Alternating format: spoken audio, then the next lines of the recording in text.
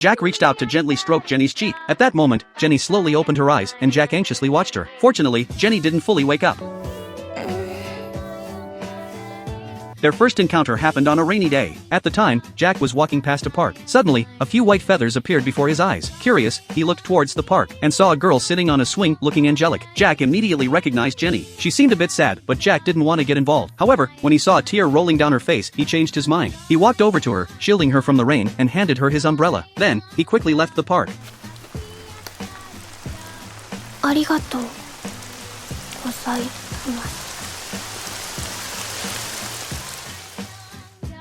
The next day, Jack caught a cold and had a fever. When his friends teased him, Jack didn't feel like explaining. That's when Jenny appeared at the door of the classroom. She instantly captured everyone's attention. Not only was Jenny outstanding in every way, but her personality was also amazing. As a result, everyone called her Lady Angel, and she was the object of affection for every boy in school. But what did this have to do with Jack? All he wanted now was to go home and sleep. However, as soon as he stepped out of the elevator, he froze. Standing before him was none other than the beautiful Lady Angel. It turned out Jenny had come to return Jack's umbrella. At that moment, Jenny felt deeply guilty. If Jack hadn't given her the umbrella, he wouldn't have caught a cold and fever. Sure enough, Jack was so weak that he couldn't even open the door. Seeing Jack on the verge of collapse, Jenny rushed over to support him. When they entered the apartment, Jenny was shocked. The room was filled with garbage. How did this happen? Jenny told Jack to rest first and that she'd be back later. After speaking, she ran to her own room. Their rooms were separated by only a thin wall, and this was Jack's biggest secret. The angel everyone admired at school was actually his neighbor.